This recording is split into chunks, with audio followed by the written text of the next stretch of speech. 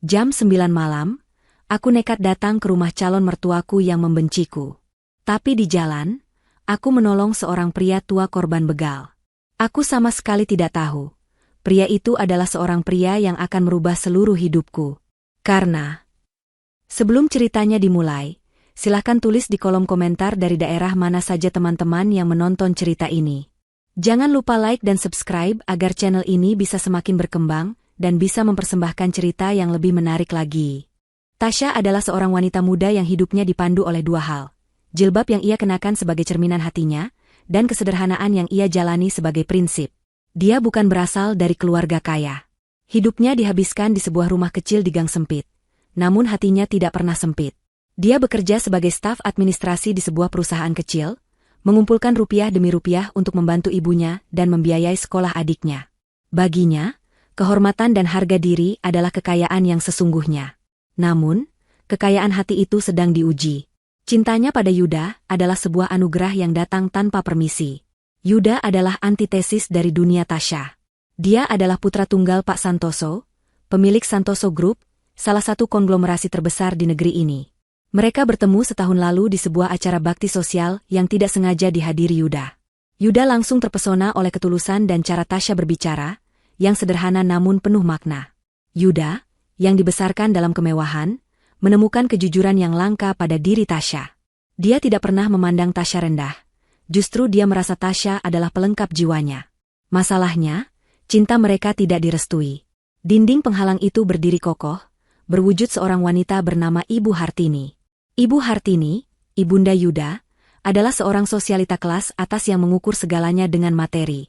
Baginya, pernikahan adalah sebuah aliansi bisnis, sebuah cara untuk memperluas jaringan dan mempertahankan status. Kehadiran Tasya, seorang gadis berhijab dari gang sempit yang datang dengan motor tua, adalah sebuah penghinaan besar bagi harga dirinya. Ibu Hartini memimpikan seorang menantu dari keluarga konglomerat lain, bukan seorang gadis yang menurutnya hanya mengincar harta. Tasya sudah berkali-kali merasakan betapa tajamnya lidah Ibu Hartini. Pertemuan pertama mereka adalah sebuah bencana. Yuda, dengan polosnya, membawa Tasya ke acara keluarga. Ibu Hartini menatap Tasya dari ujung kepala hingga ujung kaki dengan tatapan dingin, lalu berbisik kepada Yuda, namun cukup keras untuk didengar Tasya, "Seleramu jatuh begitu rendah. Yuda, kamu mempermalukan ibu." Sejak saat itu, teror mental dimulai. Ibu Hartini sering menelepon Tasya, memakinya, menawarkannya uang agar menjauhi Yuda, dan mengiriminya foto-foto Yuda yang sedang dijodohkan dengan wanita lain. Yuda selalu membela Tasya. Dia berulang kali bertengkar hebat dengan ibunya. Ibu tidak mengerti. Tasya adalah wanita terbaik yang pernah aku temui. Hatinya bersih, tidak seperti teman-teman sosialita ibu, seru Yuda dalam satu perdebatan mereka. Tapi Ibu Hartini tidak peduli. Hati bersih tidak bisa membayar tagihan. Ibu tidak akan pernah merestui gadis miskin itu. Di tengah konflik ini, ada satu sosok yang belum pernah Tasya temui. Pak Santoso, ayah Yuda. Menurut Yuda, ayahnya adalah orang yang sangat baik, bijaksana, dan pekerja keras. Berbeda total dengan ibunya. "Ayah pasti akan suka kamu, Tasya," kata Yuda meyakinkan. "Dia sama sepertimu, memulai segalanya dari nol. Dia tidak sombong seperti ibu." Namun, Pak Santoso sangat sibuk. Urusan bisnis di luar negeri membuatnya hampir tidak pernah ada di rumah. Tasya hanya bisa membayangkan sosoknya, berharap suatu hari nanti Pak Santoso pulang dan menjadi sekutu bagi cinta mereka. Ketegangan memuncak sore itu. Tasya sedang membereskan meja kerjanya saat ponselnya berdering. Nomor asing, tapi dia punya firasat buruk. Dia mengangkatnya. "Halo? Tasya?" Suara dingin dan angkuh itu menusuk telinganya. Itu suara Ibu Hartini. Tasya langsung duduk tegap. "Iya, Bu Hartini." "Selamat sore," jawab Tasya gugup. "Aku tidak punya waktu untuk basa-basi," kata Ibu Hartini tajam. "Aku mau kita bicara. Berdua saja. Malam ini, jam 9 tepat, datang ke rumah saya." Tasya terdiam. Jantungnya berdebar kencang. "Jam 9 malam? Kenapa mendadak sekali, Bu? Dan kenapa malam sekali? Kamu pikir kamu siapa? Berani mempertanyakan waktuku?" bentak Ibu Hartini. "Jam 9 adalah satu-satunya waktu luangku untuk mengurusi masalah sepele sepertimu. Kalau kamu memang serius dengan anakku, buktikan kamu punya nyali untuk menemuiku. Kalau tidak, anggap saja hubunganmu dengan Yuda selesai malam ini." Ancaman itu jelas. Ibu Hartini melanjutkan, dan satu hal lagi. Datang sendiri. Jangan coba-coba bawa Yuda. Jangan beritahu dia sedikitpun. Aku tahu kalau kamu berani mengadu padanya. Ini urusan wanita. Mengerti? Telepon langsung ditutup bahkan sebelum Tasya sempat menjawab. Tasya mematung, menatap ponsel di tangannya. Ini adalah ultimatum. Undangan jam 9 malam, sendirian, tanpa Yuda. Ini terasa seperti sebuah jebakan. Apa yang direncanakan wanita itu? Apakah ini adalah tes terakhir? Atau sebuah skenario untuk mempermalukannya habis-habisan? Tasya menarik napas panjang. Dia menatap fotonya bersama Yuda di layar ponsel. Dia mencintai Yuda, sangat mencintainya. Dia tidak akan menyerah hanya karena gertakan. Meskipun dia takut, dia harus datang. Dia harus menghadapi Ibu Hartini secara langsung. Dia lelah terus dianggap remeh. Dia akan membuktikan bahwa cintanya tulus, bukan karena harta. Dia memantapkan hatinya. Dia akan datang, tepat jam 9 malam, sendirian. Dia pulang ke rumah, mandi, dan sholat maghrib. Dia berdoa lama sekali, memohon kekuatan dan perlindungan. Dia membuka lemari, memilih pakaian terbaiknya, sebuah gamis sederhana berwarna biru lembut, dipadu dengan jilbab senada. Dia ingin terlihat sopan dan menghargai undangan itu, meskipun cara mengundangnya sangat tidak sopan. Dia berdandan tipis, sekadar agar tidak terlihat pucat. Dia menatap cermin. Kamu bisa, Tasya, gumamnya pada dirinya sendiri. Dia melirik jam. Pukul 8 malam. Masih ada 1 jam. Dia memutuskan untuk tidak makan malam, perutnya terasa mual karena tegang. Dia hanya minum air putih. Dia memeriksa motor metik tuanya, memastikan bensinnya cukup. Motor itu adalah satu-satunya kendaraannya, saksi bisu perjuangan hidupnya. Dan malam ini, motor itu akan membawanya ke sebuah pertemuan yang akan mengubah nasibnya selamanya. Pukul 8.30 malam. Tasya menyalakan mesin motornya. Suara mesin yang sedikit kasar itu memecah keheningan gang rumahnya. Angin malam terasa menusuk, lebih dingin dari biasanya. Atau mungkin, itu hanya perasaan Tasya yang sedang kalut. Dia mengenakan jaket jeans tipis di atas gamisnya, mencoba menahan hawa dingin sekaligus rasa gugup yang semakin menjadi. Dia menarik napas sekali lagi, lalu memutar gas motornya perlahan, meninggalkan rumahnya menuju kawasan elit tempat Yuda tinggal. Saat dia baru saja keluar dari gang, ponselnya bergetar di saku jaketnya. Tasya menepikan motornya sejenak. Nama, Yuda, tertera di layar. Jantung Tasya berdesir hebat. Haruskah dia mengangkatnya? Dia teringat ancaman Ibu Hartini, jangan beritahu Yuda. Tapi dia juga benci berbohong pada kekasihnya.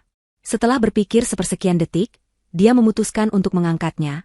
Dia akan mencoba berbohong seminimal mungkin. Halo, sayang. Kamu di mana? Suara Yuda terdengar hangat dan seperti biasa, penuh perhatian. Aku di rumah. Kok, baru selesai sholat? Bohong Tasya. Suaranya sedikit bergetar. Oh, syukurlah, kata Yuda. Aku cuma mau cek. Perasaanku tidak enak seharian ini. Ibuku aneh sekali hari ini, diam saja tapi tatapannya tajam. Aku takut dia merencanakan sesuatu. Dada Tasya terasa sesak. Yuda sangat peka. Mungkin beliau hanya lelah. Elak Tasya. Mungkin, jawab Yuda, terdengar tidak yakin. Ya sudah, kamu istirahat ya. Jangan lupa kunci pintu. Aku hanya ingin dengar suaramu. Aku mencintaimu, Tasya. Aku juga mencintaimu, Yuda, jawab Tasya, nyaris menangis karena rasa bersalah. Dia segera menutup telepon sebelum Yuda menyadari keanehan dalam suaranya. Bohong ini terasa pahit di lidahnya, tapi dia tidak punya pilihan. Dia harus menghadapi ini sendirian. Tasya melanjutkan perjalanannya. Jalanan Jakarta di malam hari cukup ramai, namun semakin dia bergerak menuju kawasan perumahan elit di selatan, jalanan semakin lengang. Butuh waktu 30 menit untuk sampai di gerbang utama kompleks perumahan.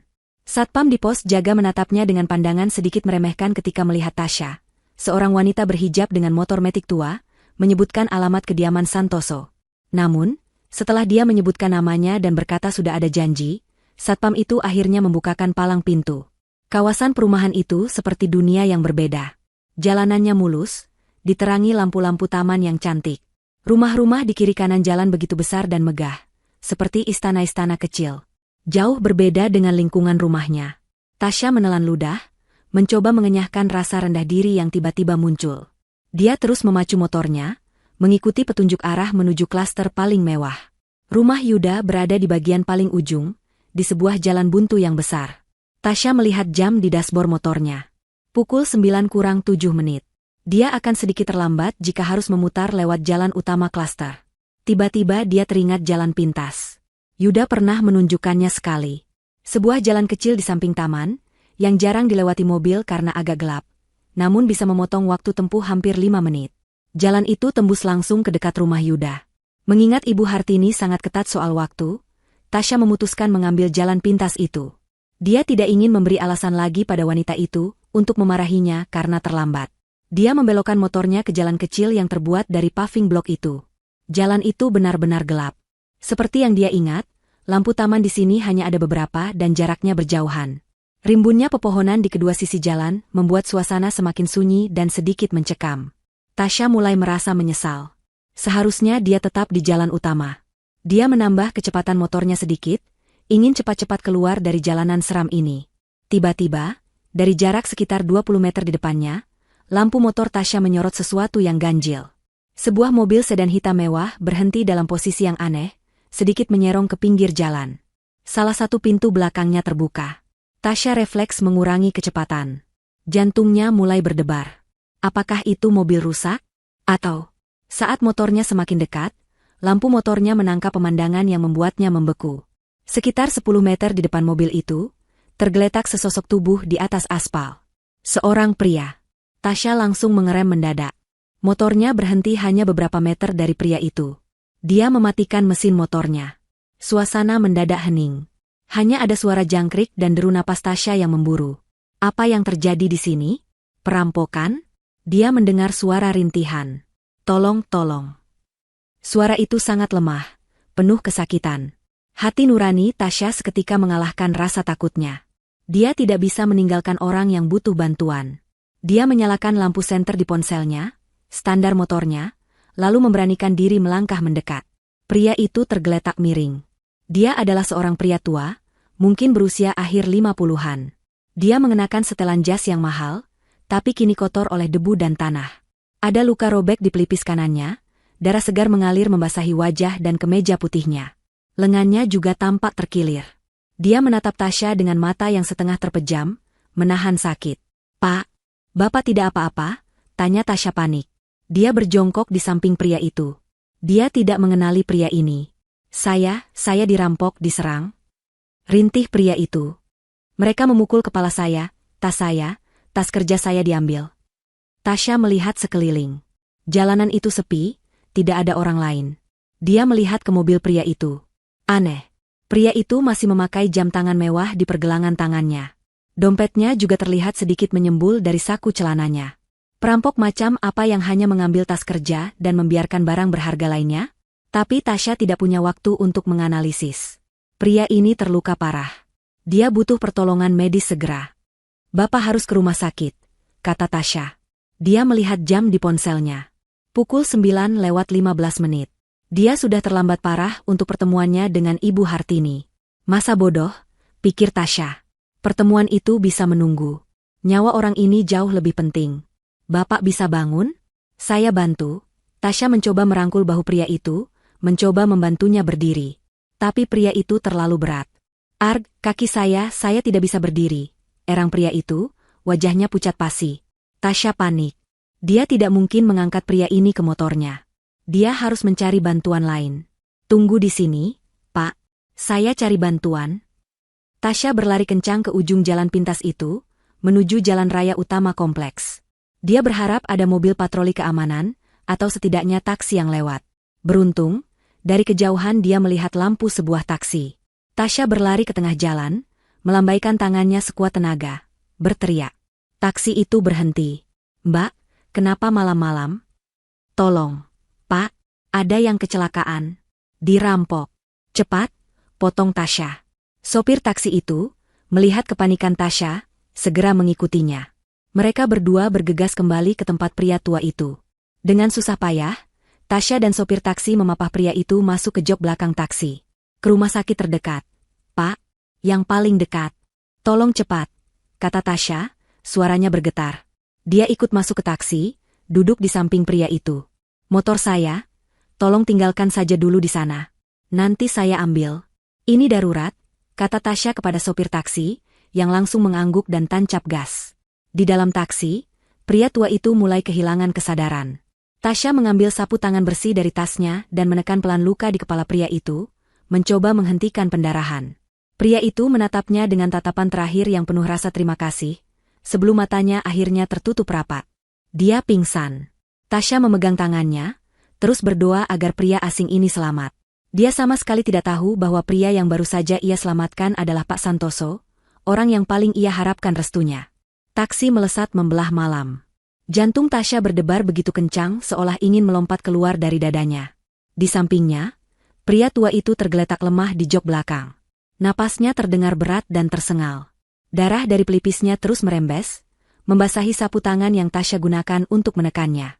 Jilbab biru lembut yang Tasya kenakan kini ternoda bercak merah gelap di bagian lengan, tempat ia menopang kepala pria itu saat memapahnya masuk ke taksi. Aroma anyir darah bercampur dengan wangi deterjen dari pakaiannya, sebuah kombinasi yang memuakkan. Lebih cepat, Pak, tolong, seru Tasya pada sopir taksi. Sopir itu mengangguk tegang, tangannya mencengkeram kemudi. Ya, Mbak, ini sudah paling cepat. Kita ke UGD Rumah Sakit Harapan, katanya. Matanya sesekali melirik cemas ke kaca spion tengah, melihat pemandangan di jok belakang. Tasya kembali fokus pada pria di sampingnya. Dia tidak tahu siapa pria ini, tapi rasa kemanusiaan mendorongnya melakukan segalanya. Pak, bertahan ya, Pak. Sebentar lagi kita sampai rumah sakit.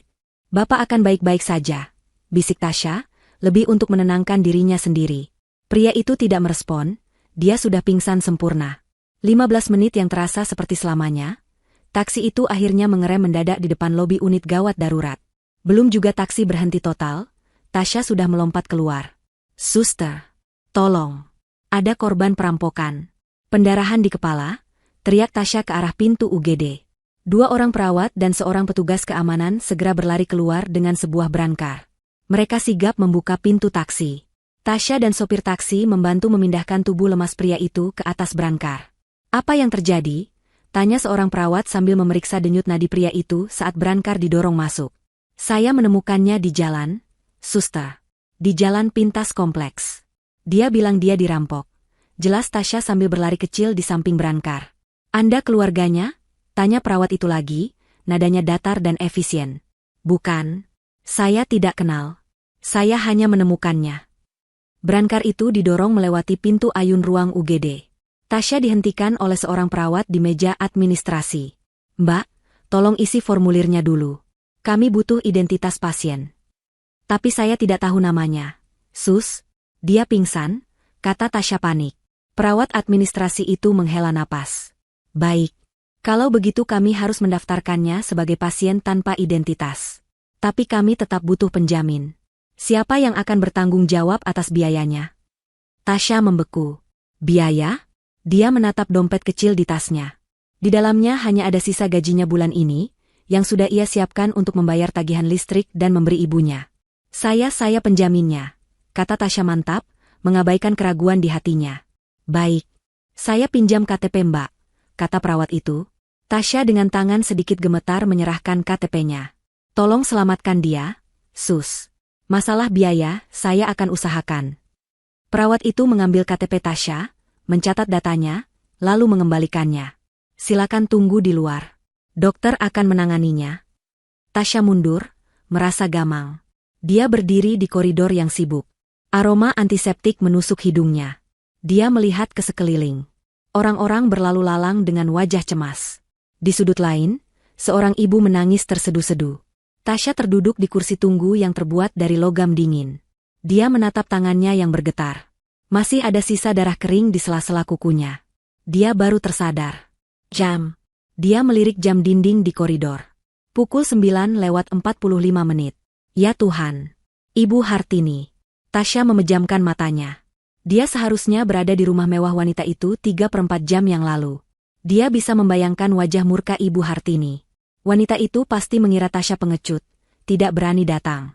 Dia pasti sedang menertawakan Tasya, menganggapnya tidak punya nyali. Seluruh skenario penghinaan yang mungkin terjadi di rumah itu, kini berganti dengan skenario yang lebih buruk. Ibu Hartini akan memiliki amunisi baru untuk menghancurkan hubungannya dengan Yuda. Dia akan berkata pada Yuda bahwa Tasya adalah gadis tidak bertanggung jawab, tidak bisa menepati janji, dan tidak menghargai waktu. Kepalanya pusing. Dia ingin sekali menelepon Yuda, menjelaskan semuanya. Dia merogoh tasnya, mencari ponsel. Layar ponselnya gelap. Baterainya habis. Tasya nyaris menangis. Sempurna. Dia benar-benar sendirian dalam kekacauan ini. Dia menyandarkan kepalanya ke dinding yang dingin. Apa yang harus dia lakukan? Pergi sekarang? Meninggalkan pria asing ini? Tapi bagaimana jika terjadi sesuatu? Dia adalah satu-satunya penjamin. Dia teringat motornya yang tergeletak begitu saja di jalanan gelap itu. Lamunannya buyar saat seorang perawat keluar dari ruang UGD. Mbak Tasya? Tasya langsung berdiri. Ya, suster. Bagaimana keadaannya? Perawat itu menatapnya dengan serius. Kondisi pasien kritis. Ada dugaan pendarahan internal di otak akibat benturan keras. Kami harus segera melakukan CT scan. Tapi setelah itu, kemungkinan besar dia harus segera dioperasi. Operasi. Kata itu terdengar mengerikan. Lakukan apa saja, sus. Tolong selamatkan dia, kata Tasya lirih. Masalahnya, lanjut perawat itu, polisi akan segera datang. Ini prosedur untuk kasus penyerangan. Mbak harus memberikan keterangan. Mohon jangan kemana-mana dulu. Polisi. Satu lagi masalah menumpuk. Tasya terduduk kembali. Malam ini sepertinya tidak akan berakhir. Dia menatap pintu ruang UGD yang tertutup rapat, berdoa dalam hati untuk keselamatan pria asing di dalamnya, dan pada saat yang sama, berdoa untuk keselamatan cintanya sendiri yang kini terasa berada di ujung tanduk. Dia telah memilih menyelamatkan nyawa orang lain, tapi dia sangat takut pilihan itu harus dibayar mahal dengan kehilangan Yuda. 2 jam berlalu seperti dalam gerak lambat. Tasya masih duduk di kursi logam yang sama. Rasa dingin dari kursi itu seakan menjalar ke tulang punggungnya, menambah rasa kaku pada tubuhnya yang lelah. Dia sudah mencuci tangannya di wastafel toilet, mencoba menghilangkan noda darah, tapi bayangan merah itu seakan menempel di ingatannya.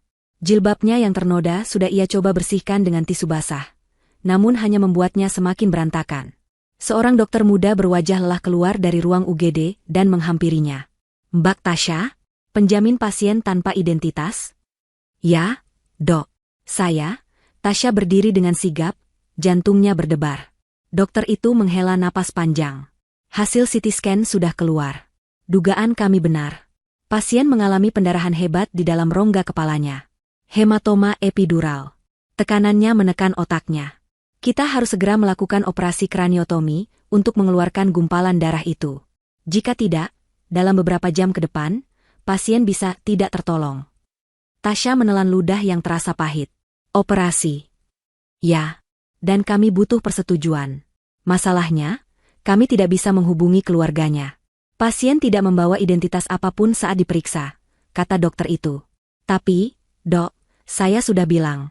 Saya bukan keluarganya. Saya hanya menemukannya. Ulang Tasya, suaranya bergetar. Dokter itu menatapnya dengan tatapan tajam namun penuh pengertian. Saya tahu, Mbak Tasya. Tapi ini situasi darurat. Kami terikat prosedur. Kami tidak bisa mengoperasi tanpa persetujuan tertulis. Dalam kondisi seperti ini, Anda yang membawanya, Anda yang mendaftarkannya sebagai penjamin. Secara hukum sementara, Anda adalah wali daruratnya. Mata Tasya membulat. Jadi, maksud dokter? Saya butuh tanda tangan Anda di surat persetujuan tindakan medis ini. Ini adalah satu-satunya kesempatan pasien untuk selamat. Saya tahu ini beban berat. Tapi kita tidak punya waktu. Dokter itu menyodorkan selembar formulir dan sebuah pulpen. Tasya menatap kertas itu. Tangannya gemetar hebat. Menandatangani ini berarti dia bertanggung jawab atas apapun yang terjadi selama operasi. Bagaimana jika operasinya gagal? Bagaimana jika pria itu meninggal di meja operasi? Dia akan terlibat dalam masalah yang jauh lebih besar. Dia hanya seorang staf administrasi biasa. Bagaimana dia bisa mengambil keputusan hidup dan mati seseorang? Dia teringat wajah kesakitan pria itu. Rintihannya meminta tolong. Dia teringat ajaran ibunya, bahwa menolong orang tidak boleh setengah-setengah. Bismillah, gumam Tasya pelan. Dia mengambil pulpen itu dari tangan dokter. Dengan satu tarikan napas mantap, dia menandatangani formulir itu di atas nama Tasya. Terima kasih, Mbak, kata dokter itu, terlihat lega. Kami akan melakukan yang terbaik. Mohon doanya. Dokter itu segera berbalik dan menghilang di balik pintu ruang operasi. Tasya kembali terduduk. Kakinya terasa lemas. Dia baru saja membuat keputusan terbesar dalam hidupnya. Belum sempat dia mengatur napas, dua orang pria berseragam polisi menghampirinya. "Permisi, Mbak Tasya Kamila?" "Ya, Pak. Saya," jawab Tasya, suaranya serak. "Kami dari kepolisian sektor terdekat. Kami mendapat laporan dari rumah sakit mengenai pasien korban penyerangan. Kami perlu mengambil keterangan Anda sebagai saksi pertama," kata polisi yang lebih tua. Selama hampir 30 menit, Tasya menceritakan ulang kejadiannya. Di mana dia menemukan pria itu, jam berapa, bagaimana kondisinya, dan apa yang dikatakannya. Polisi yang lebih muda mencatat di buku catatan. "Jadi, Mbak tidak melihat pelaku?" "Tidak, Pak. Jalanan itu sangat sepi. Saya datang, pria itu sudah tergeletak." Polisi yang lebih tua mengangguk-angguk. "Ini kasus yang aneh," gumamnya. "Aneh bagaimana, Pak?" tanya Tasya. "Menurut laporan perawat, dompet dan jam tangan mewah korban masih utuh. Tidak ada yang diambil," kata polisi itu. "Mbak bilang korban menyebut tas kerjanya yang diambil." "Iya, Pak. Dia bilang begitu." "Ini seperti bukan perampokan biasa, Mbak. Jika ini perampokan, pasti dompet dan jam tangannya ikut diambil. Ini lebih terlihat seperti seseorang sengaja menyerangnya dan ingin mengambil sesuatu yang spesifik dari tas kerjanya. Atau, mungkin ini percobaan pembunuhan yang dibuat seolah-olah perampokan." Jantung Tasya berdesir mendengar kata, percobaan pembunuhan. Malam ini terasa semakin surreal. "Baik, Mbak. Terima kasih atas keterangannya. Ini kartu nama saya. Jika Mbak teringat hal lain, atau jika ada yang menghubungi Mbak terkait korban, segera hubungi kami," kata polisi itu. Setelah polisi pergi, Tasya kembali sendirian. Jam dinding menunjukkan pukul 1 dini hari. Lampu operasi di atas pintu ruang bedah masih menyala merah. Dia lelah, lapar, dan kedinginan. Dia menyandarkan kepalanya di dinding, dan tanpa sadar, tertidur dalam posisi duduk yang tidak nyaman. Dia terbangun karena sentuhan lembut di bahunya. Seorang perawat tersenyum padanya. "Mbak Tasya." Tasya langsung terlonjak. Bingung. "Ya, Sus? Bagaimana operasinya?" Pria itu. "Operasinya berjalan lancar," kata perawat itu.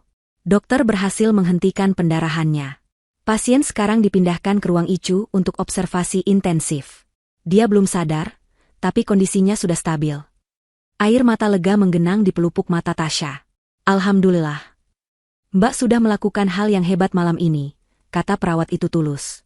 "Sebaiknya Mbak pulang dan beristirahat. Biar kami yang menjaga pasien. Ini KTP Mbak." "Oh ya, ini, ada sedikit noda. Maaf." Perawat itu mengembalikan KTP Tasya. Tasya menerimanya. Pukul 2:30 pagi. Dia harus pulang. Dia berjalan keluar rumah sakit. Udara dini hari terasa menusuk. Dia harus mengambil motornya. Dia memesan ojek online, menumpang mengisi daya ponselnya sebentar di pos satpam rumah sakit hanya untuk bisa memesan. Ojek itu mengantarnya kembali ke jalan pintas yang gelap. Motornya, syukurlah, masih ada di sana, terparkir di pinggir jalan seperti saksi bisu dari semua drama yang terjadi. Dia membayar ojek, lalu menyalakan motornya. Perjalanan pulang terasa sangat panjang. Pikirannya kosong. Dia sampai di rumahnya hampir pukul 3 pagi. Ibunya sudah tertidur pulas. Dia masuk ke kamarnya pelan-pelan, tidak ingin membangunkan siapapun. Dia melempar tasnya ke lantai dan merebahkan dirinya di kasur, masih dengan pakaian yang ia kenakan. Dia terlalu lelah untuk berganti baju. Dia lelah secara fisik, mental, dan emosional. Dia telah menyelamatkan nyawa seorang pria asing, berurusan dengan polisi, dan mengambil keputusan operasi yang mengerikan. Saat itulah dia teringat ponselnya. Dia meraih tasnya, mengambil ponsel yang sudah sedikit terisi daya tadi. Dia menyalakannya. Begitu ponsel itu hidup, layarnya langsung dibanjiri notifikasi. Jantungnya mencelus. 20 panggilan tak terjawab dari Yuda. 15 panggilan tak terjawab dari Ibu Hartini. Matanya terpaku pada deretan panggilan tak terjawab itu, rasa takut yang baru dan lebih dingin menjalari tubuhnya. Lalu, sebuah notifikasi pesan baru muncul di bagian paling atas layar. Dari Ibu Hartini. Tasya membukanya dengan tangan gemetar. Pesan itu singkat, dingin, dan menusuk. "Dasar perempuan tidak tahu diri. Tidak punya nyali. Permainanmu selesai. Jangan pernah temui Yuda lagi." Tasya terbangun dengan kaget. Suara adzan subuh samar-samar terdengar dari masjid di ujung gang. Badannya terasa remuk redam, setiap sendi di tubuhnya menjerit sakit. Dia tertidur hanya sekitar 1 jam, masih dalam balutan gamis dan jilbab yang kotor, yang kini sudah mengering kaku dengan noda darah pria asing itu. Kepalanya pusing luar biasa, campuran antara kelelahan, kurang tidur, dan stres yang memuncak. Dia meraih ponselnya di lantai. Layarnya menyala, dan pesan singkat dari Ibu Hartini kembali terpampang di sana, seperti sebuah vonis yang tidak bisa diganggu-gugat. Permainanmu selesai. Jangan pernah temui Yuda lagi. Pesan itu, dibaca dalam keheningan pagi buta, terasa 100 kali lebih menyakitkan. Kepanikan dingin menjalari perutnya. Apa yang harus dia lakukan? Apa Ibu Hartini sudah menelepon Yuda? Apa yang wanita itu katakan pada anaknya? Pasti Ibu Hartini memutarbalikkan fakta, mengatakan bahwa Tasya adalah pengecut yang tidak berani menepati janji. Dada Tasya terasa sesak. Dia tidak bisa membiarkan ini terjadi. Ini bukan hanya soal cintanya pada Yuda, ini soal harga dirinya. Dia tidak bersalah. Dia melakukan hal yang benar semalam. Dia tidak bisa membiarkan perbuatan baiknya malah menjadi senjata untuk menghancurkannya. Dia harus menjelaskan. Dia harus bertemu Ibu Hartini. Atau setidaknya, dia harus bicara pada Yuda. Dia mencoba menelepon Yuda. Panggilan pertama, nada sambung. Panggilan kedua, nada sambung. Panggilan ketiga, langsung dialihkan ke kotak suara. Jantung Tasya mencelos. Apakah Yuda mematikannya? Atau, apakah Ibu Hartini yang mematikannya? Dia bergegas bangun. Dia tidak bisa menunggu. Dia harus pergi ke rumah itu sekarang juga. Dia harus meluruskan semuanya. Dia mandi secepat kilat, air dingin itu sedikit membantu menjernihkan kepalanya yang pusing. Dia menggosok kulitnya kuat-kuat, seolah ingin menghilangkan jejak malam yang mengerikan itu. Saat dia keluar dari kamar mandi, ibunya sudah terbangun, sedang menyiapkan sarapan sederhana di dapur. Loh, Tasya, semalam kamu pulang jam berapa? Ibu tidak dengar suaramu, tanya ibunya, menatap putrinya dengan cemas. Tasya terdiam. Dia melihat ke kamar mandi, ke gamis birunya yang teronggok di keranjang cucian kotor, noda darah itu terlihat jelas. Ibunya pasti akan melihatnya. Aku pulang sangat malam, Bu. Ada urusan mendadak. Bohong Tasya. Ibunya berjalan mendekat, tatapannya penuh selidik. Urusan apa sampai selarut itu? Kamu baik-baik saja, Nak? Wajahmu pucat sekali. Tasya tidak bisa menahannya lagi. Dia memeluk ibunya erat, air matanya tumpah. Ibu, aku takut, bisiknya. Takut kenapa? Nak? Cerita sama ibu, kata ibunya, mengelus punggung putrinya. Tasya menceritakan semuanya. Tentang undangan jam 9 malam, tentang pria yang ia tolong, tentang rumah sakit, tentang operasi, dan tentang pesan ancaman Ibu Hartini pagi ini. Dia tidak menceritakan detail operasinya, hanya bahwa dia harus menunggu sampai pagi. Wajah ibunya berubah dari cemas menjadi tegar. Ibunya melepaskan pelukan mereka, memegang kedua bahu Tasya. Dengarkan ibu, Tasya. Kamu tidak melakukan kesalahan apapun. Kamu menyelamatkan nyawa orang. Itu perbuatan mulia. Kalau mereka, orang-orang kaya itu, tidak bisa melihatnya, itu masalah mereka, bukan masalahmu. Tapi Ibu Hartini akan memfitnahku di depan Yuda, Bu. Dia akan bilang aku pembohong, isak Tasya.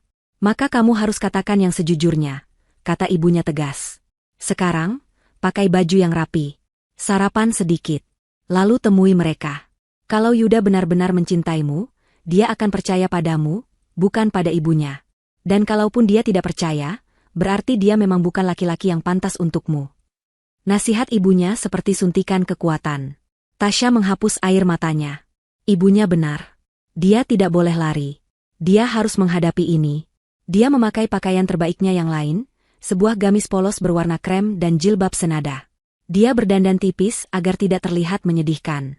Dia sarapan beberapa suap roti, memaksakan diri meski perutnya mual. Dia mencium tangan ibunya, dan dengan hati yang sedikit lebih mantap, dia keluar. Pukul 8 pagi. Dia menyalakan motornya. Perjalanan kali ini terasa berbeda. Tadi malam gelap dan mencekam. Pagi ini terang benderang, namun terasa lebih mengintimidasi. Dia akan memasuki sarang singa di siang hari bolong. Dia tiba di gerbang kompleks elit itu. Satpam yang berjaga adalah orang yang sama dengan yang semalam menatapnya curiga. Kali ini, tatapan satpam itu lebih dari curiga.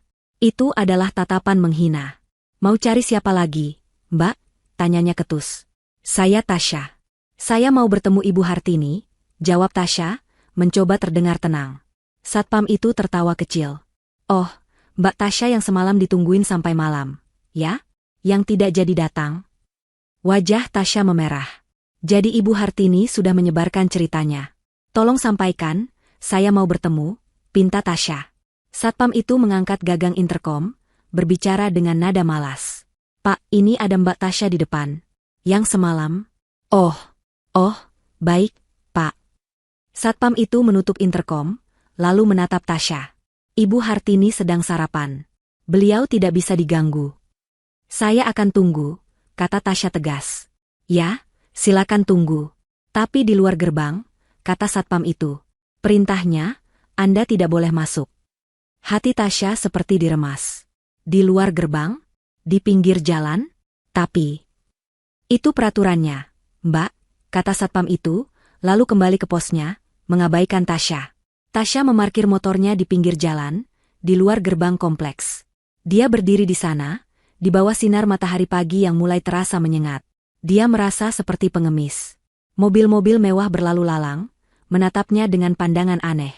Seorang wanita berhijab berdiri sendirian di depan gerbang kompleks mewah. Dia menelan ludah, menahan rasa malu yang membakar. 1 jam berlalu. Pukul 9. Tasya masih berdiri. Kakinya mulai pegal. Tenggorokannya kering. 1 jam lagi. Pukul 10. Panas matahari semakin terik. Jilbabnya mulai terasa gerah. Dia bersandar pada motornya, nyaris menyerah. Tiba-tiba ponselnya berdering. Yuda. Tasya buru-buru mengangkatnya. Yuda. Tasya. Astaga, kamu kemana saja? Aku telepon kamu dari semalam tidak bisa. Aku khawatir setengah mati. Suara Yuda terdengar panik dan marah. Yuda, dengarkan aku, ponselku mati semalam. Ada kejadian? Kejadian apa? Kejadian apa yang lebih penting dari janjimu sama ibuku? Kamu tahu apa yang dia katakan padaku pagi ini? Dia bilang kamu pengecut. Dia bilang kamu tidak berani datang karena kamu takut ketahuan belangmu. Aku membelamu, Tasya. Aku bertengkar hebat dengannya. Tapi kamu sendiri yang membuat posisiku sulit. Hati Tasya hancur mendengar tuduhan itu. Yuda, itu tidak benar. Aku datang semalam. Aku dalam perjalanan ke rumahmu. Lalu kenapa kamu tidak sampai? Kenapa kamu tidak menelepon? Tuntut Yuda. Aku menolong korban begal di jalan pintas dekat rumahmu. Dia terluka parah. Aku membawanya ke rumah sakit. Aku di sana sampai jam 3 pagi. Jelas Tasya, suaranya bergetar menahan tangis. Hening sejenak di seberang telepon. Korban begal? Ulang Yuda, nadanya sedikit melembut. Ya, Yuda. Aku bisa buktikan. Aku sekarang ada di depan kompleks rumahmu. Tapi ibumu tidak mengizinkanku masuk. Aku disuruh menunggu di luar gerbang, di pos satpam, seperti penjahat. Apa? Suara Yuda meledak. Kamu di pos satpam? Sejak kapan? Sejak jam 8 pagi tadi, Yuda. Kurang ajar, geram Yuda. Tunggu di sana, aku datang. Telepon ditutup. Tasya gemetar. Dia tidak tahu harus senang atau takut. Beberapa menit kemudian, dari kejauhan, dia melihat Yuda berlari dari arah rumahnya menuju gerbang. Wajah Yuda memerah karena marah. Dia berdebat sengit dengan satpam, yang akhirnya membuka gerbang kecil untuk pejalan kaki. Yuda berlari ke arah Tasya, langsung memeluknya. Maafkan aku, sayang. Maafkan aku tidak tahu. Yuda. Tasya menangis di pelukan Yuda. Ayo, Yuda melepaskan pelukannya, menggenggam tangan Tasya. Kita temui ibu. Kamu harus jelaskan ini di depannya. Dia harus tahu. Yuda menarik tangan Tasya, membawanya masuk melewati gerbang. Satpam tadi hanya bisa menunduk takut. Tasya berjalan, atau lebih tepatnya diseret, oleh Yuda. Mereka berjalan cepat menyusuri jalanan aspal yang mulus itu, menuju rumah besar di ujung jalan. Menuju ke sarang singa. Mereka tiba di pintu depan yang megah. Pintu itu terbuka. Di dalam lobi yang luas, berdiri Ibu Hartini. Dia sudah tidak memakai pakaian santainya. Dia mengenakan setelan kerja berwarna merah marun yang mahal, rambutnya disanggul sempurna, wajahnya dirias tanpa celah. Dia menatap Tasya dengan tatapan paling dingin yang pernah Tasya lihat. "Oh," desis Ibu Hartini, suaranya menggema di ruangan itu. "Jadi, pahlawan kesiangan ini akhirnya tiba juga. Dengan pengawalnya." "Ibu, cukup," bentak Yuda. "Tasya punya penjelasan. Ibu harus dengar."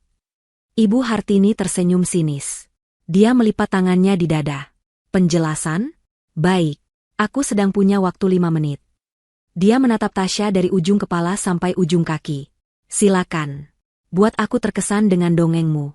Cerita apa yang sudah kamu siapkan hari ini?" Ruang tamu itu terasa seperti arena pertarungan. Udara di dalamnya dingin, bukan hanya karena pendingin ruangan yang disetel rendah, tapi juga karena aura permusuhan yang pekat memancar dari Ibu Hartini. Wanita itu duduk di sofa tunggal yang paling besar, seperti seorang ratu di singgasananya. Dia menatap Tasya dengan dagu terangkat, matanya menyipit, menunggu. Yuda berdiri di samping Tasya, menggenggam erat tangan kekasihnya, seolah ingin menyalurkan kekuatan. "Tasya, jelaskan pada ibu. Ceritakan semua yang kamu alami semalam," kata Yuda, suaranya terdengar tegang. Tasya menelan ludah. Dia menatap lurus ke mata Ibu Hartini. "Selamat pagi, Bu Hartini. Maafkan saya." "Tidak perlu basa-basi," potong Ibu Hartini, suaranya tajam. "Langsung ke bagian di mana kamu mengarang cerita." Wajah Yuda mengeras. "Ibu, aku mohon." Tasya menarik napas. "Semalam, saya dalam perjalanan ke sini untuk memenuhi undangan ibu, tepat sebelum jam 9. Saya lewat jalan pintas di samping taman, untuk menghemat waktu." "Jalan pintas," cibir Ibu Hartini. "Sudah kuduga. Hanya orang rendahan yang mencari jalan pintas." Tasya mengabaikan hinaan itu. "Di jalan itu, saya menemukan seorang pria tergeletak di jalan. Dia korban begal. Kepalanya bocor, berdarah banyak sekali. Dia terluka parah." "Oh, ya? Korban begal? Di kompleks perumahan paling aman di Jakarta? Cerita yang menarik," kata Ibu Hartini, senyum sinisnya semakin lebar. "Saya tidak berbohong, Bu." Suara Tasya mulai bergetar. Dia minta tolong. "Saya tidak mungkin meninggalkannya. Saya menghentikan taksi dan membawanya ke UGD Rumah Sakit Harapan."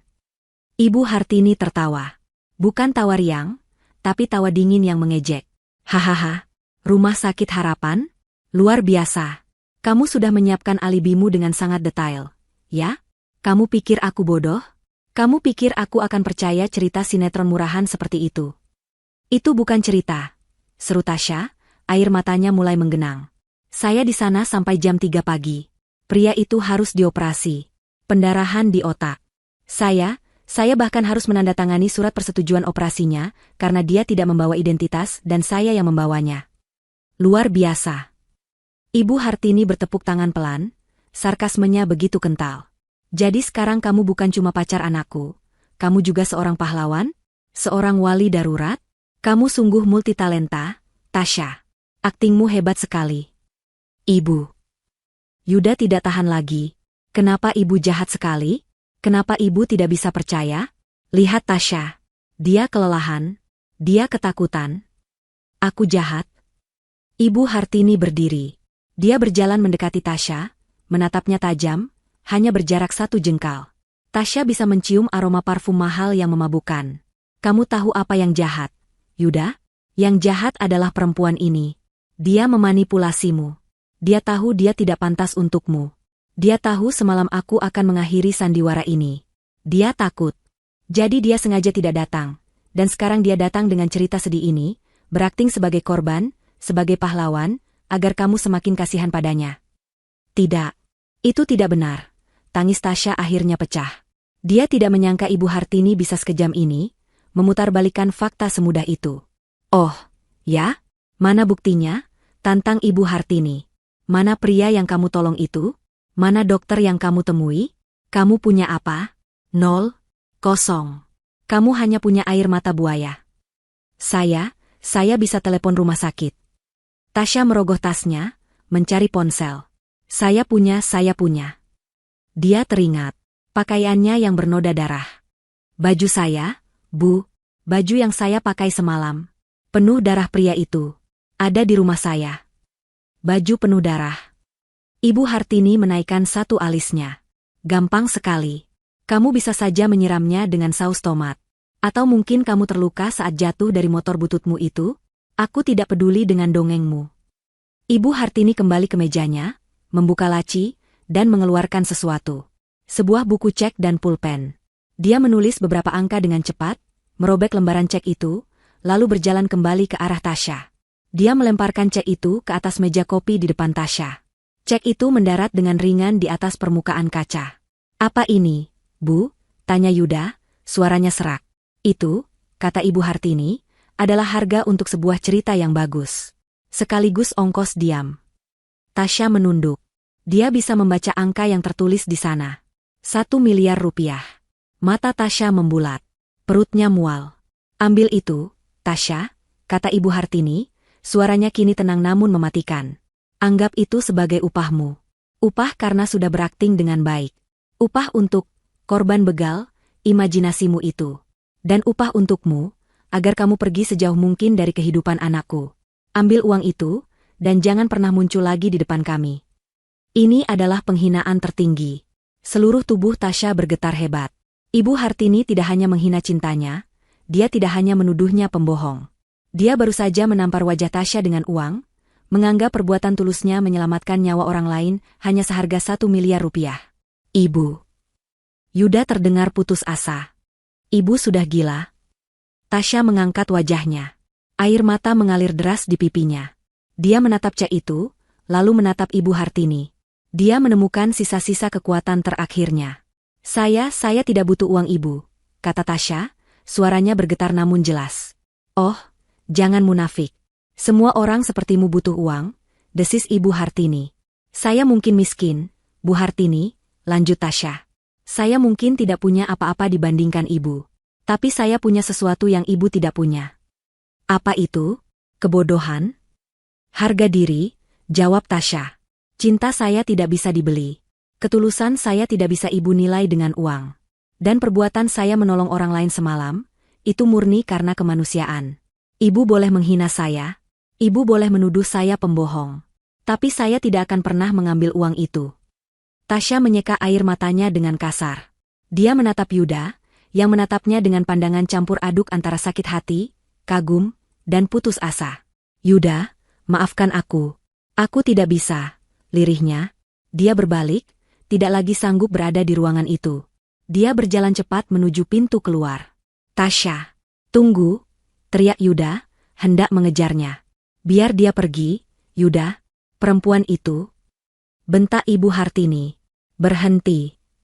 Sebuah suara baru terdengar di ruangan itu. Suara yang berat, serak, dan penuh wibawa, meskipun terdengar lemah. Langkah Tasya terhenti. Yuda membeku. Ibu Hartini menoleh kaget ke sumber suara. Di puncak tangga marmer yang megah, berdiri seorang pria. Dia mengenakan jubah mandi sutra, memegangi pegangan tangga dengan satu tangan. Kepalanya diperban tebal, persis di bagian pelipis kanan. Wajahnya pucat dan tampak bengkak di beberapa bagian. Dia berjalan tertatih-tatih, satu langkah demi satu langkah menuruni tangga. Jantung Tasya serasa berhenti berdetak. Matanya membelalak. Dia mengenal pria itu. Dia sangat mengenali wajah itu, meskipun kini dalam kondisi yang berbeda. Itu adalah pria yang dia tolong di Jalan Pinta semalam. Pria yang pingsan di pangkuannya.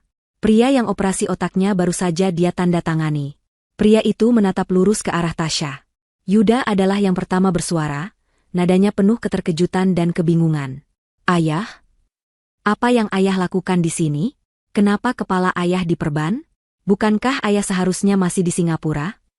Keheningan yang pecah di ruang tamu itu terasa lebih memekakan daripada teriakan manapun. Semua mata tertuju pada sosok di tangga. Pak Santoso. Wajahnya pucat, langkahnya tertatih, satu tangannya memegang erat pegangan tangga, dan kepalanya terbalut perban putih yang kontras dengan jubah mandi sutranya. Yuda mematung, pertanyaan, bukankah ayah seharusnya masih di Singapura, menggantung di udara, tak terjawab. Tasya berdiri kaku di dekat pintu, napasnya tertahan di tenggorokan. Dia tidak bisa salah lihat. Itu adalah pria yang ia tolong. Pria asing yang nasibnya ia pertaruhkan dengan tanda tangannya. Pria yang ia sangka tidak akan pernah ia temui lagi, kini berdiri di sana. Tapi reaksi yang paling mengerikan bukanlah milik Tasya atau Yuda.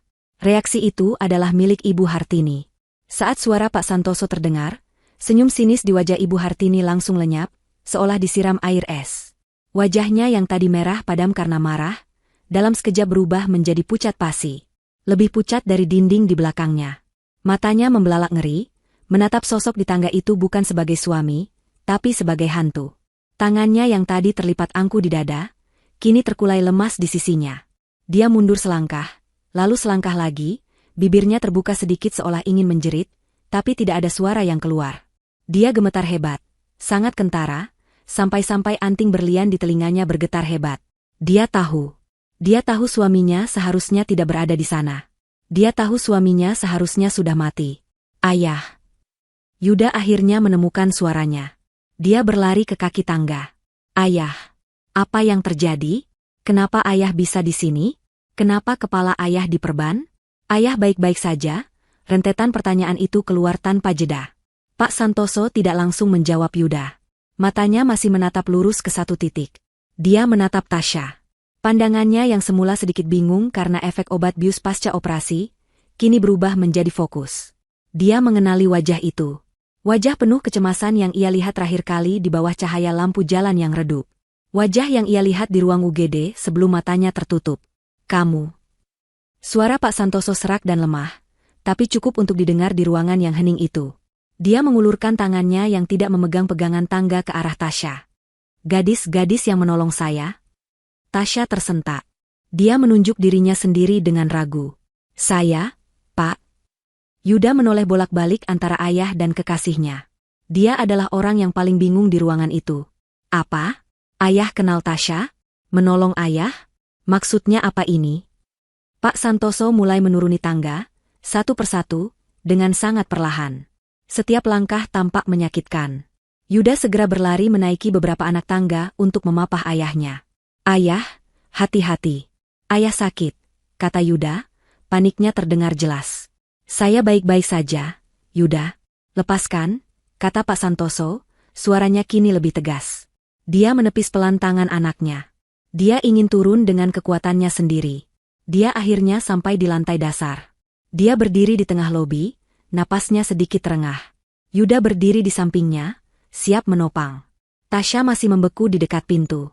Dan Ibu Hartini masih di tempatnya, menempel di dinding di dekat meja, seolah ingin menyatu dengan tembok. Pak Santoso menatap Tasya lagi. Tatapannya kini penuh kejelasan. Kamu semalam di jalan pintas, katanya. Air mata Tasya akhirnya lolos. Dia mengangguk cepat. Bapak, pria yang di jalan itu, pria yang saya bawa ke rumah sakit itu Bapak? Suaranya pecah. Ya, Nak, jawab Pak Santoso lembut. Panggilan, Nak, itu bagaikan sebuah pelukan hangat. Kamu menyelamatkan nyawa saya. Yuda terhuyung. Dia menatap Tasya, lalu ke ayahnya. Jadi, cerita Tasya benar? Korban begal itu, ayah? Wajah Yuda berubah dari bingung menjadi ngeri. Dia mengerti sekarang. Semuanya terhubung. Alasan Tasya tidak datang semalam. Alasan Tasya dituduh pembohong. Itu semua karena dia sedang menyelamatkan nyawa ayahnya sendiri. Yuda menatap ibunya dengan pandangan yang sulit diartikan. Pak Santoso kini mengalihkan perhatiannya. Dia berjalan pelan melewati Yuda. Tatapannya kini terkunci pada istrinya. Ibu Hartini tersentak saat tatapan mereka bertemu. Hartini, kata Pak Santoso. Suaranya rendah dan dingin, tidak ada lagi kehangatan di sana. Kenapa? Kenapa kamu terlihat sangat ketakutan melihat suamimu pulang? Mas Santoso aku. Ibu Hartini tergagap. Dia tidak bisa merangkai kata. Aku kaget. Kaget melihatmu luka. Kaget melihatku luka? Atau kaget melihatku hidup? Tanya Pak Santoso, setiap katanya seperti sebuah tamparan. Apa maksudmu, Mas? Tentu saja aku. Cukup, bentak Pak Santoso, suaranya tiba-tiba menggelegar, membuat semua orang terkejut. Dia meringis sedikit, memegangi kepalanya yang berdenyut. Saya pulang diam-diam dari Singapura. Saya sengaja tidak memberitahumu. Saya ingin memberimu kejutan. Saya ingin membicarakan sesuatu. Dia berhenti sejenak, mengatur napas. Tapi sepertinya saya yang mendapat kejutan. Kejutan yang sangat hebat. Dia menceritakan kejadiannya. Saya mendarat semalam. Saya menyetir sendiri dari bandara. Saya ingin segera sampai rumah. Saya lewat jalan pintas. Tiba-tiba mobil saya dipepet. 2 orang, mereka memecahkan kaca. Menyeret saya keluar. Mereka memukuli saya. Mereka mengambil tas kerja saya. Dia menatap tajam ke arah istrinya. Hanya tas kerja saya, Hartini. Dompet saya, jam tangan saya, semua masih ada. Aneh, bukan? Begal macam apa itu? Ibu Hartini tidak menjawab. Dia hanya menggelengkan kepalanya pelan, air matanya mulai mengalir, tapi itu bukan air mata kesedihan. Itu air mata ketakutan. Pak Santoso kembali menatap Tasya. Wajahnya melembut lagi. Saya pikir saya akan mati di sana. Di jalanan yang gelap itu. Saya sudah pasrah. Tapi, Tuhan mengirimkan malaikat penolong. Dia tersenyum lemah pada Tasya. Seorang gadis muda berhijab. Dia tidak takut. Dia berhenti. Dia memapah saya. Dia membawa saya ke rumah sakit. Saya ingat dia menandatangani surat operasi saya. Dia menyelamatkan saya. Pak Santoso kini menatap Yuda. Dan kamu, nak, kamu beruntung. Kamu mendapatkan wanita paling berani dan paling tulus di dunia ini. Yuda menatap Tasya, matanya berkaca-kaca. Tasya, maafkan aku. Maafkan aku meragukanmu. Dan kamu, Hartini, Pak Santoso berbalik lagi ke istrinya. Wanita yang kamu hina. Wanita yang kamu usir. Wanita yang kamu lempar dengan cek ini. Dia melihat cek di atas meja kopi.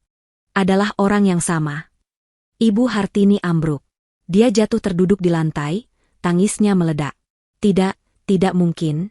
Kamu seharusnya. Dia menghentikan kata-katanya. Tapi sudah terlambat. Mata Pak Santoso menyipit.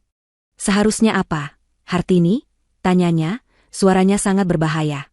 Seharusnya aku apa? Seharusnya aku mati? Ibu Hartini hanya menangis histeris, menggeleng-gelengkan kepalanya tanpa bisa berkata-kata. Dia tahu semuanya sudah berakhir. Rencananya tidak hanya gagal. Rencananya gagal dengan cara yang paling ironis dan menghancurkan. Tepat di puncak ketegangan itu, bel rumah berbunyi. Bukan bunyi bel yang sopan. Bunyinya ditekan berkali-kali, panjang, dan penuh otoritas. Seorang asisten rumah tangga berlari tergopoh-gopoh membuka pintu. Beberapa detik kemudian, 2 orang polisi berseragam masuk ke lobi. Di belakang mereka, berjalan seorang pria berwajah tegas mengenakan kemeja batik. Tasya mengenalinya. Itu adalah detektif yang semalam mengambil keterangannya di rumah sakit. Detektif itu menatap sekeliling ruangan. Dia melihat Pak Santoso yang diperban, Yuda yang kebingungan, Tasya yang ketakutan, dan terakhir, Ibu Hartini yang terduduk menangis di lantai. Detektif itu mengangguk singkat. Selamat pagi. Maaf mengganggu waktu sarapan Anda. Dia berjalan mendekat ke arah Ibu Hartini. Ibu Hartini Santoso? Ibu Hartini mendongak. Wajahnya basah oleh air mata dan ketakutan.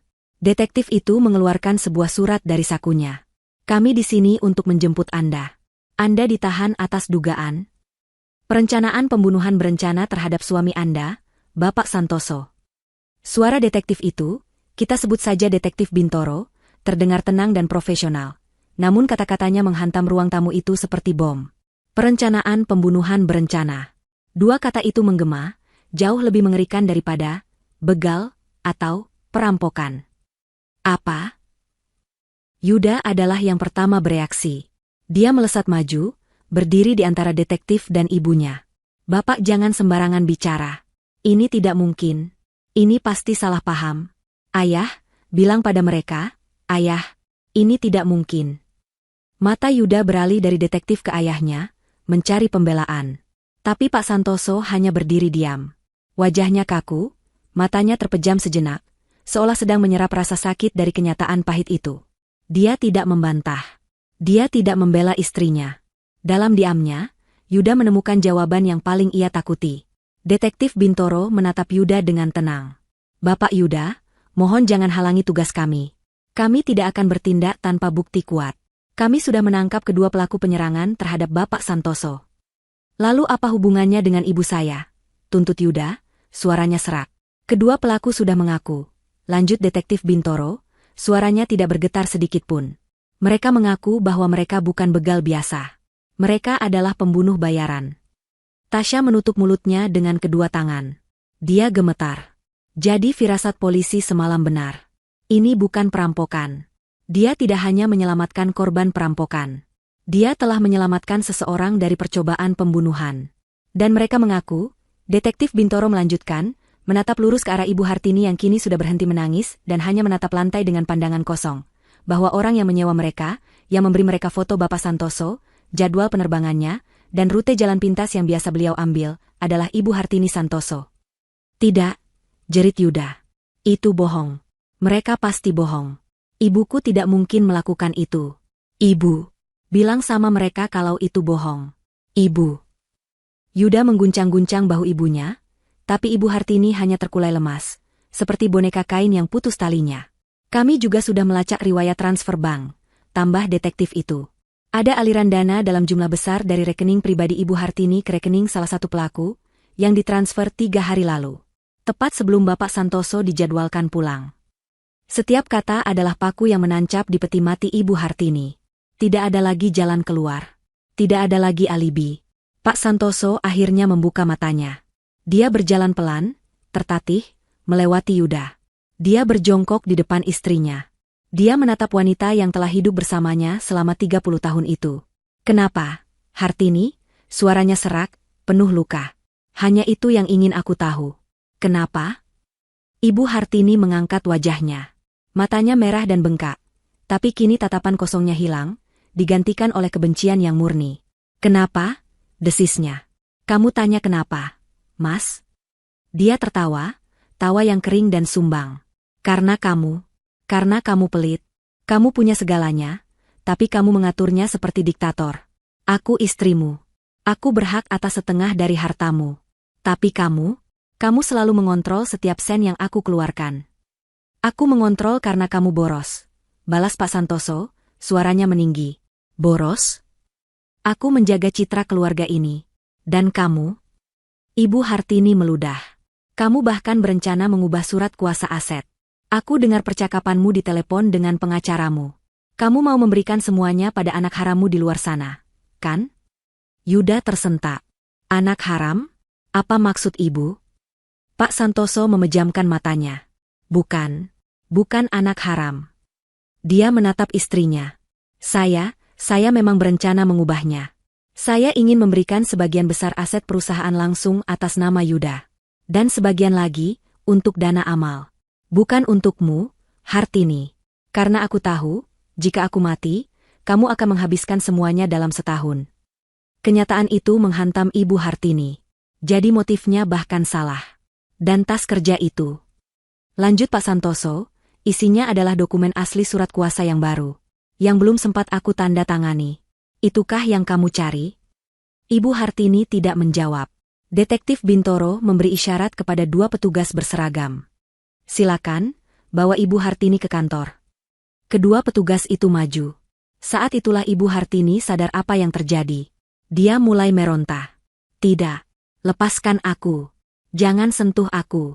Mas Santoso, tolong aku. Yuda, aku ibumu.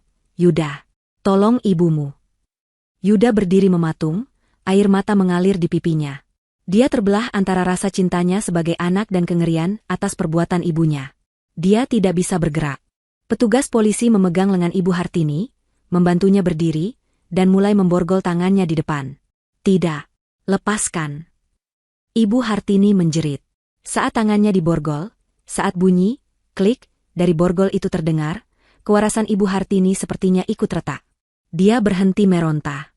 Dia menoleh perlahan, matanya yang liar mencari satu sasaran. Dia tidak menatap suaminya. Dia tidak menatap anaknya. Dia menatap Tasya. Tasya mundur selangkah, menabrak dinding. Ibu Hartini menyeringai, sebuah seringai mengerikan yang sama sekali tidak terlihat seperti senyuman. Kamu, desisnya. Dia melompat maju, sejauh yang borgol itu izinkan, membuat polisi terkejut. Ini semua salahmu, jeritnya pada Tasya. Ibu, teriak Yuda. Gara-gara kamu, gadis sialan. Gara-gara kamu ikut campur. Raung Ibu Hartini, wajahnya hanya berjarak 1 meter dari Tasya. Seharusnya kamu tidak menolongnya. Seharusnya kamu biarkan saja dia mati di jalanan gelap itu. Kalau kamu tidak ada, semua rencanaku akan berhasil. Aku akan kaya, dan dia akan mati. Ini semua salahmu. Kamu yang menghancurkan semuanya. Aku kutuk kamu. Jeritan penuh kebencian itu menggema di seluruh rumah.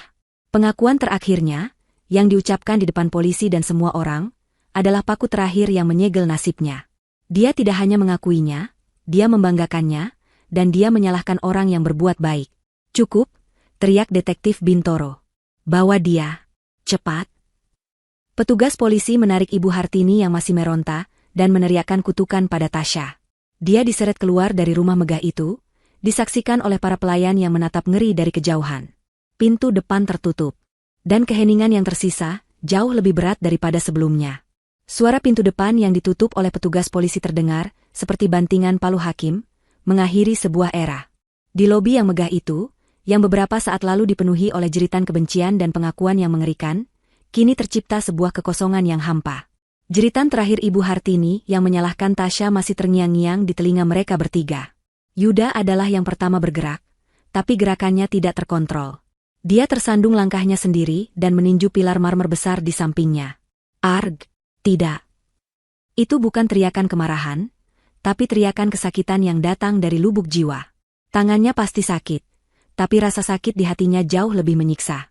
Dia merosot ke lantai, menyandarkan punggungnya ke pilar itu, dan menundukkan kepalanya di antara kedua lututnya. Bahunya berguncang hebat. Dia tidak menangis, dia terisak tanpa suara, sebuah isakan yang menandakan kehancuran total. Ibunya.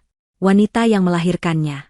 Wanita yang selama ini ia bela, yang ia pikir hanya sombong dan angkuh, ternyata adalah monster berdarah dingin.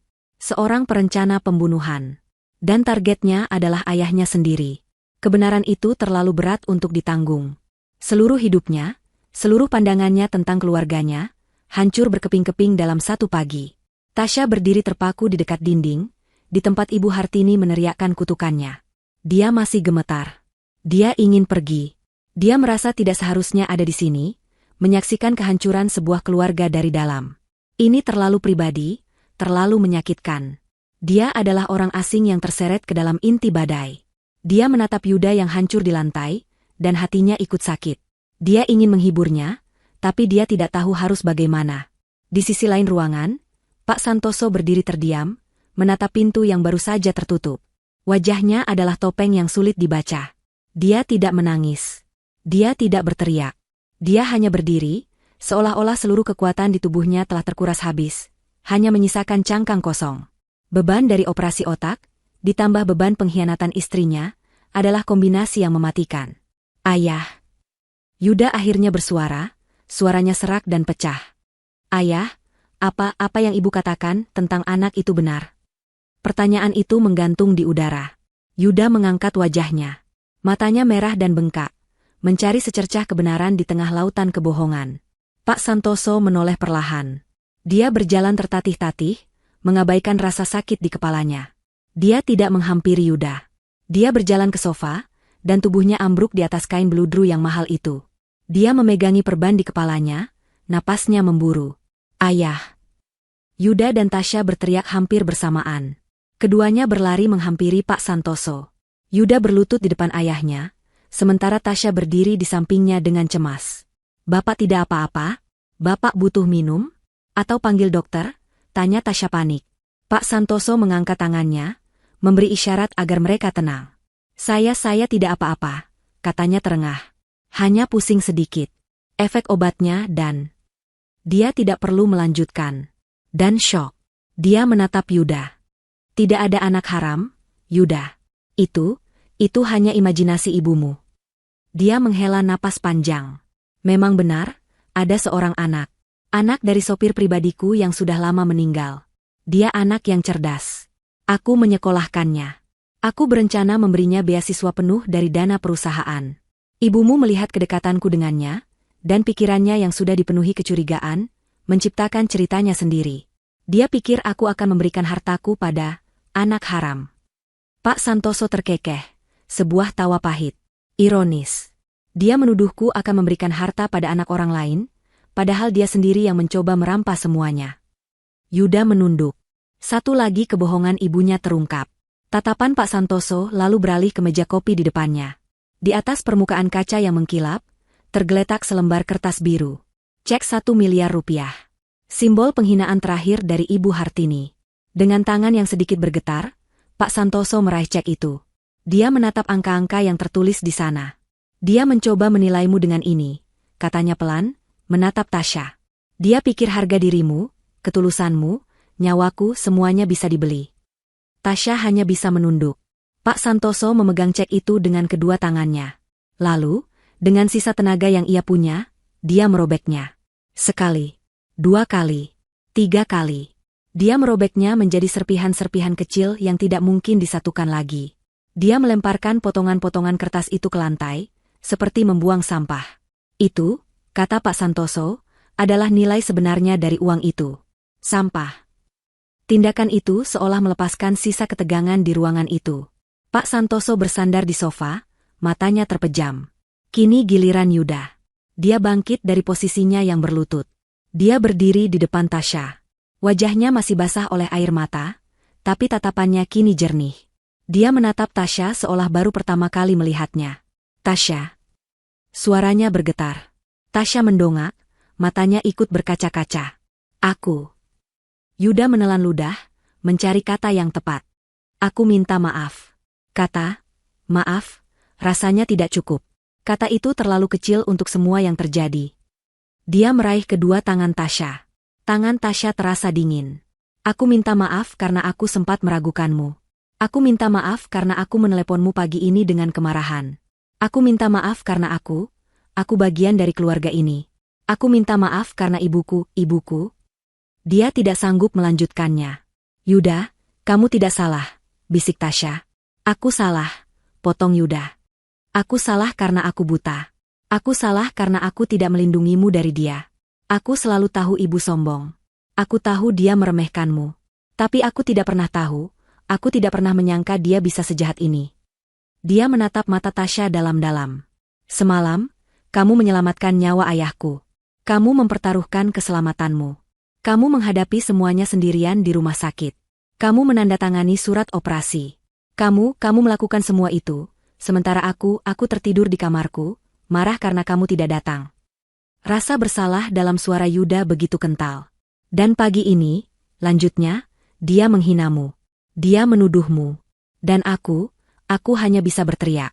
Seharusnya aku langsung mengusirmu pergi dari sini, menjauhkanmu dari racun ini.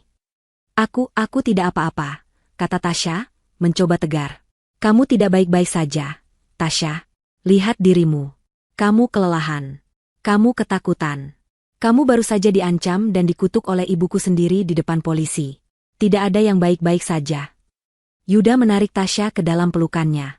Dia memeluknya erat, seolah takut Tasya akan menghilang. Maafkan aku, Tasya. Maafkan aku. Mulai sekarang aku bersumpah, aku akan melindungimu. Aku tidak akan membiarkan siapapun menyakitimu lagi. Tidak akan pernah. Tasya akhirnya membalas pelukan itu. Dia menangis di dada Yuda. Bukan lagi tangis ketakutan, tapi tangis kelegaan. Dia tidak lagi sendirian. Yuda ada di pihaknya. Dari sofa, Pak Santoso membuka matanya. Dia menyaksikan pemandangan itu dengan senyum tipis yang lelah. Tasya, panggilnya pelan. Yuda dan Tasya melepaskan pelukan mereka, menoleh ke arah Pak Santoso. Nak, kata Pak Santoso pada Tasya. Saya berhutang nyawa padamu. Saya tidak tahu bagaimana cara membalasnya. Apapun yang kamu minta. Saya tidak minta apa-apa, Pak, potong Tasya cepat. Saya ikhlas. Saya hanya melakukan apa yang harus saya lakukan. Pak Santoso tersenyum. Saya tahu. Itulah yang membuatmu sangat berharga. Kamu tidak seperti dia. Dia tidak perlu menyebut nama Hartini. Kamu tulus. Dia menghela napas. Saya butuh istirahat. Luka di kepala saya masih berdenyut. Dan hati saya juga. Dia menatap Yuda. Yuda, antar Tasya pulang. Pastikan dia selamat sampai di rumah. Dia sudah melewati malam yang jauh lebih berat dari kita semua. Yuda mengangguk. Baik, ayah. Dan Tasya, Pak Santoso menatapnya lagi, matanya kini serius. Pulanglah. Beristirahatlah. Kamu pasti lelah. Temui ibumu, tenangkan dia. Tapi besok atau lusa, saat kamu siap, saya ingin kamu datang lagi. Tasya ragu. Untuk apa, Pak? Saya ingin datang ke rumahmu, kata Pak Santoso. Saya ingin bertemu dengan ibumu secara resmi. Saya ingin berterima kasih padanya, karena telah membesarkan putri yang luar biasa. Dan saya ingin melamarmu. Secara resmi. Untuk Yuda. Jika kamu dan ibumu masih bersedia menerima kami. Mata Tasya membelalak. Ini lebih dari sekadar restu. Ini adalah permintaan maaf. Ini adalah kehormatan. Saya. Tasya tidak tahu harus berkata apa. Istirahatlah dulu, kata Pak Santoso lembut. Kita bicarakan masa depan setelah kita semua sembuh. Yuda menggenggam tangan Tasya. Ayo, aku antar kamu pulang. Tasya mengangguk. Dia menatap Pak Santoso sekali lagi, pria yang nasibnya kini terikat begitu erat dengan nasibnya. Dia mengangguk pelan. Bapak juga istirahat. Cepat sembuh, Pak. Saat Yuda membimbing Tasya keluar dari rumah mewah itu, melewati serpihan cek 1 miliar yang berserakan di lantai, Tasya merasa sebuah beban berat terangkat dari bahunya. Badai telah berlalu. Dan di balik awan gelap itu, dia bisa melihat secercah cahaya. 3 hari berlalu. 3 hari itu terasa seperti jeda panjang untuk menarik napas setelah nyaris tenggelam. Tasya menghabiskan waktu di rumah. Dia tidur hampir 20 jam di hari pertama, memulihkan fisik dan mentalnya. Dia menceritakan semuanya kepada ibunya, pelan-pelan, menghilangkan bagian-bagian yang paling mengerikan. Tapi ibunya mengerti. Ibunya memeluknya dan berkata, "Kamu sudah melakukan hal yang benar, Nak. Ibu bangga padamu." Berita tentang penangkapan Ibu Hartini Santoso meledak di semua media. Sosialita ternama ditangkap atas percobaan pembunuhan suaminya sendiri. Wajah Ibu Hartini, yang biasanya tersenyum angkuh di halaman majalah Gaya Hidup, kini terpampang di layar televisi, mengenakan baju tahanan oranye, wajahnya pucat dan bengkak karena menangis. Berita itu menjadi santapan publik. Semua teman sosialitanya yang dulu menjilatnya, kini menghilang. Mereka serempak tidak mengenalnya, takut dikaitkan dengan skandal terbesar tahun ini. Pengacara yang ia sewa pun angkat tangan. Bukti terlalu kuat. Pengakuannya di lobi rumahnya sendiri, di depan polisi, adalah paku terakhir. Dia dipastikan akan menghabiskan sisa hidupnya di dalam penjara. Harta yang sangat ia puja, status yang ia junjung tinggi, semuanya lenyap dalam sekejap. Karma telah dibayar kontan, dan rasanya sangat pahit. Bagi Tasya, berita itu hanya menjadi latar belakang dari kehidupannya yang mulai kembali normal. Yuda meneleponnya setiap beberapa jam, sekadar untuk memastikan Tasya baik-baik saja. Dia juga sibuk mengurus ayahnya dan kekacauan di perusahaan. Dengan ditahannya Ibu Hartini, Yuda harus segera mengambil alih banyak hal. Dia terdengar lebih lelah, tapi juga lebih dewasa. Pagi ini, Yuda menelepon lagi. Ayah sudah lebih sehat. Dia keluar dari rumah sakit hari ini. Dan dia ingat janjinya. Dia ingin kami datang ke rumahmu sore ini. Apa boleh? Hati Tasya berdebar. Tentu saja boleh, Yuda. Ini bukan lamaran seperti yang kamu bayangkan, kata Yuda cepat. Ini hanya permintaan maaf resmi. Dan untuk berterima kasih pada ibumu. Aku mengerti, jawab Tasya lembut. Sore itu, gang sempit di depan rumah Tasya mendadak heboh. Sebuah sedan hitam mewah, bukan lagi mobil taksi atau motor butut, berhenti di ujung gang. Pak Santoso, yang masih mengenakan perban tipis di kepalanya tapi sudah memakai kemeja batik rapi, keluar dari mobil. Di sampingnya, Yuda membawa sebuah keranjang buah besar. Mereka berjalan memasuki gang. Tetangga-tetangga berbisik, kaget melihat pemandangan itu. Tasya dan ibunya sudah menunggu di teras rumah mereka yang sederhana. Assalamualaikum, kata Pak Santoso, suaranya terdengar ramah. Waalaikumsalam, jawab Ibu Tasya, mempersilakan mereka masuk. Rumah Tasya sangat kecil dibandingkan satu kamar mandi di rumah Pak Santoso. Tapi rumah itu bersih, rapi, dan hangat. Mereka duduk di ruang tamu sederhana, di atas kursi kayu. Pak Santoso menatap Ibu Tasya. Ibu, katanya, suaranya tulus. Saya Santoso, ayahnya Yuda. Saya tahu, Pak. Silakan diminum, kata Ibu Tasya, menunjuk teh hangat yang sudah ia siapkan. Terima kasih, kata Pak Santoso. Dia tidak langsung minum. Dia menatap Ibu Tasya dengan rasa hormat yang dalam. Saya kesini pertama-tama, saya ingin minta maaf. Ibu Tasya mengerutkan kening. Minta maaf untuk apa, Pak? Saya minta maaf atas nama mantan istri saya. Atas semua hinaan, semua kata-kata kasar, dan semua perlakuan buruk yang telah dia berikan kepada putri Anda, Tasya. Ibu Tasya menatap Tasya, lalu kembali menatap Pak Santoso. Itu sudah berlalu, Pak. Bagi Anda mungkin sudah berlalu, kata Pak Santoso. Tapi bagi saya, itu adalah hutang kehormatan. Dan kedua, lanjutnya, saya datang untuk berterima kasih. Dia menatap Tasya, lalu ke ibunya. Ibu telah membesarkan seorang putri yang luar biasa. Seorang pahlawan sejati. Tasya tidak hanya menyelamatkan nyawa saya dari pembunuh bayaran. Dia menyelamatkan saya dari pengkhianatan yang paling dalam. Ketulusannya, keberaniannya itu adalah cerminan dari didikan ibu. Air mata menggenang di pelupuk mata ibu Tasya. Dia tidak pernah menyangka akan mendengar pujian seperti itu. Saya berhutang nyawa pada putri Anda, kata Pak Santoso. Dan hutang nyawa tidak bisa dibayar dengan uang. Dia menoleh ke Yuda. Yuda mengangguk, lalu meletakkan sebuah map tebal di atas meja. Apa ini, Pak? Tanya Tasya. Tasya, kata Pak Santoso. Saya tahu kamu tulus. Saya tahu kamu tidak mengharapkan imbalan apapun. Justru karena itulah, kamu pantas mendapatkannya. Mantan istri saya mencoba menyuapmu dengan cek 1 miliar. Saya di sini tidak untuk menyuapmu. Saya di sini untuk berinvestasi. Tasya dan ibunya saling pandang, bingung. Saya sudah mencari tahu tentangmu, kata Pak Santoso. Saya tahu kamu bekerja keras untuk keluargamu. Di dalam map itu, adalah akta sebuah rumah baru di komplek yang layak. Tidak jauh dari sini, atas nama ibumu. Anggap itu sebagai tempat peristirahatan beliau. Ibu Tasya tersentak.